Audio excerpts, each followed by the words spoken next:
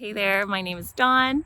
I am a proud owner of a 19-foot adventure Alp RV. This gal is a stock RV we bought from Fraserway up in Cookstown, and she came fully stock. She was a previous rental, and we did a few things to make her our own. There's so many things I could deep dive into given we've done so many adventures in her over the last few years. But some of the high level things I think are really important to embrace about your typical stock RV is that they're not typical. They're only as typical as you want to make it. And I would say our camper has more than exceeded our expectations. Originally, we had investigated the opportunities of a slide-in truck camper, tow behind. We were looking at scamps and Airstreams and that sort of thing. And then we got into ProMasters and Sprinter builds, hashtag Vanlife.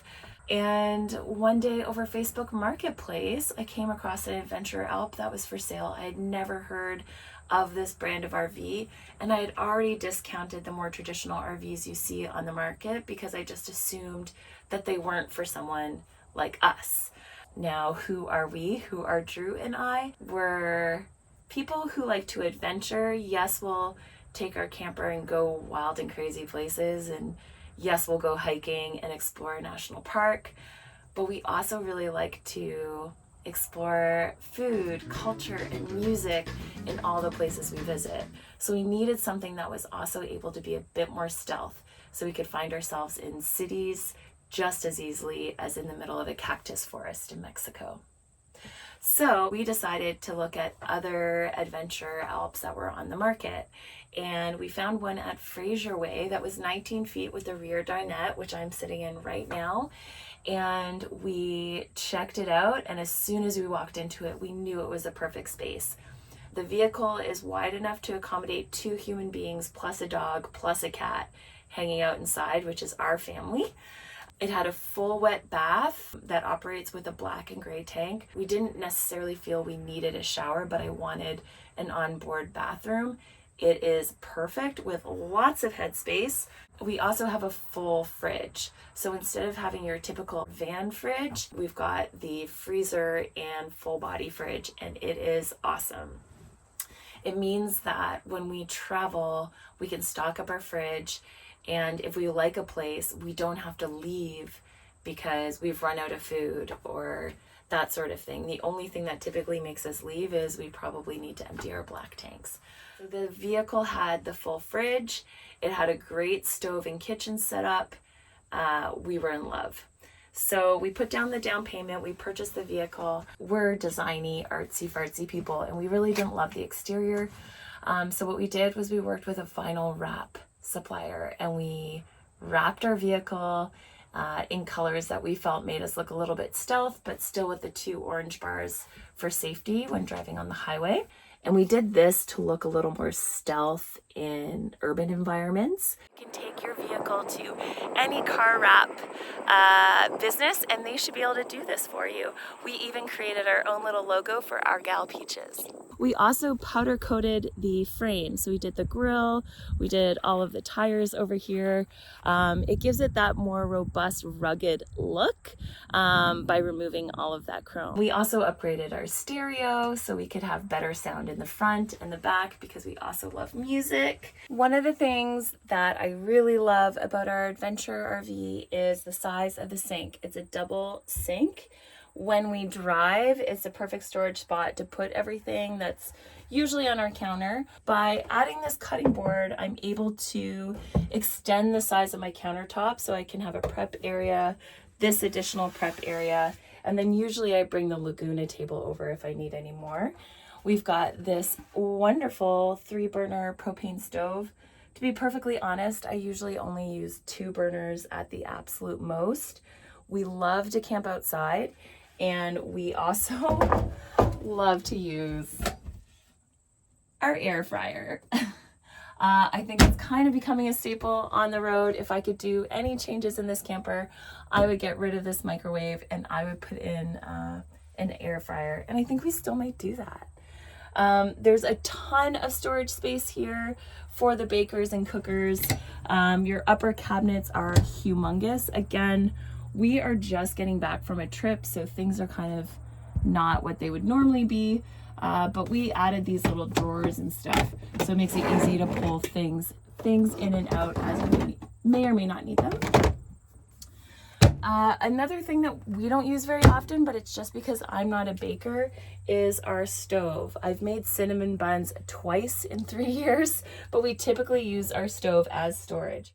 Now, what I also love about it is we can be sitting here and having this one-on-one conversation, and there is the bedroom space above the driver's side, and there's a little curtain there. You can pull that across, and sometimes Drew will just lay up there, listen to a podcast, and have his own time while maybe I'm sitting here at the table working on a project. It truly is a comfortable space that we haven't had to compromise on any level. Lots of space up here. There is a max air fan just above the bed, which is so nice on those hot Mexican nights. I also really appreciate this walk-through space here. There's no barrier for me to pop from the back to the front. I am the primary driver, not because my partner can't drive, just because we've been together for 18 years and it works when I drive and he navigates. You'll figure it out. But what I do love is if we're really uncomfortable somewhere or not liking our parking spot and it's the middle of the night, I can just jump out of the bed and hop into the front and move. It is a great safety feature that I think a lot of people underestimate, especially if you're using a slide-in truck camper or a tow-behind trailer. It's very hard to get up and go quickly if you're feeling the need. Anyhow, this is our space. I love it so much. Upgrades we did that were quite functional was we took off the tires and put on Goodrich KO2s. Now I think the KO2s are discontinued, but you can look at other off-road tires like the KO3s. There's a ton on the market. Find the one that works for you. But really our tires and good driving know-how got us far. We are not an off-road vehicle. We don't take this like neither one of us are big off-roading, overlanding people, or at least we didn't think we were. But by upgrading the tires when we got ourselves into sandy situations, it was amazing. We handled them perfectly fine. It just takes technical knowledge and confidence when driving and really good treads on your tires. It is kind of amazing hitting the road and knowing you have enough food to last a week or two. If you get into a spot that you really love and you don't want to leave, you don't have to because you've got all your stuff. Or if you get in a jam, it's kind of nice to just have some food available.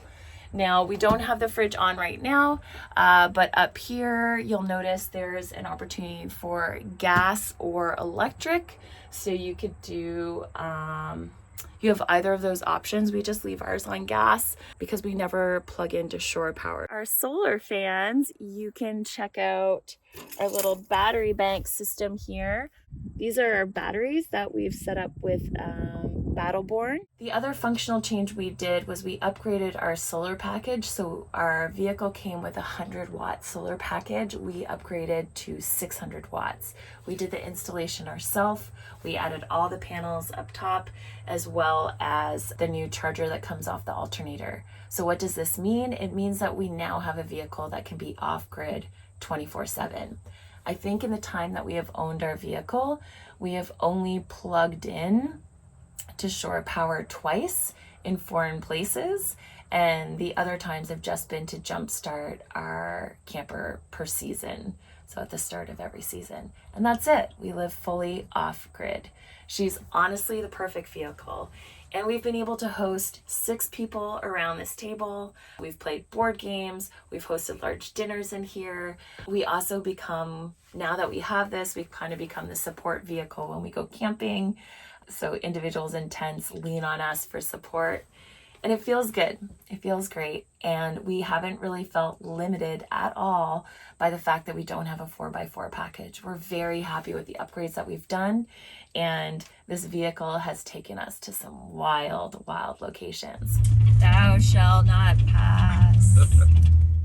Anyhow, again, my name is Dawn. I'm a proud owner of a 19-foot adventure RV, and thanks for checking us out.